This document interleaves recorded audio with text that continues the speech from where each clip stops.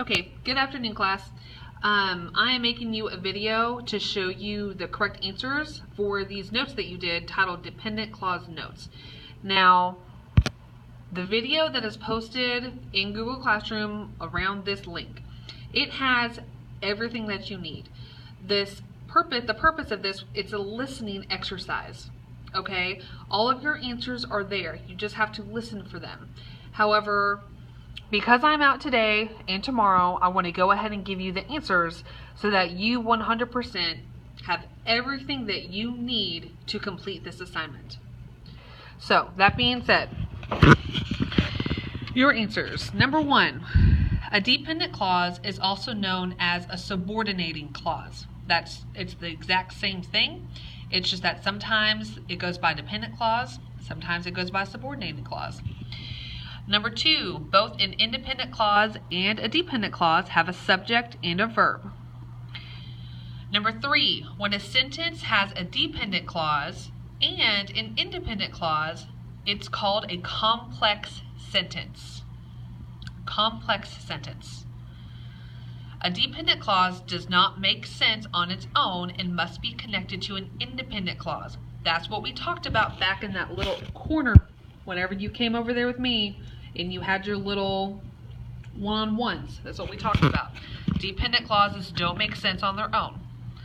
They need an independent clause with them.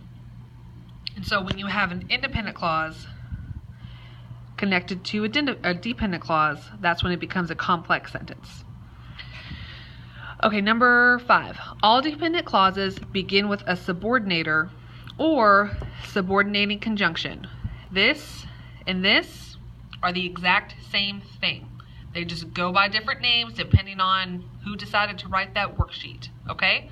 Subordinator, subordinating conjunction. Number 6, 3 examples of subordinators are if, whenever, since. But there are dozens, okay? And in that video, there's a slide that shows you a whole bunch of them. And I've posted another PowerPoint to give you some more examples as well, okay? So now I want to show you a little something down here at the bottom.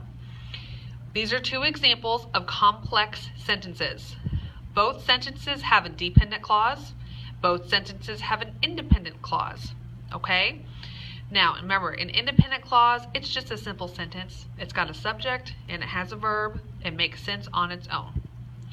So, the difference is dependent clauses can come at the beginning of the sentence or they can come at the end of the sentence. They can also come in the middle, but we're not going to talk about those quite yet, okay? We're just working on dependent clauses in the beginning and dependent clauses in the end. So, when you see a subordinator, and look in the notes, there's a whole list of a whole bunch of them. When you see a subordinator, should be a red flag to you that's like screaming dependent clause, dependent clause, dependent clause, okay? If your dependent clause is at the beginning of the sentence, you need a comma between your dependent clause and your independent clause, okay? If I see Mary, if it's our subordinator, I will tell her to come find you. Notice that there's a comma in between the dependent clause and the independent clause. Now, if your dependent clause comes at the end of the sentence, there's no comma necessary.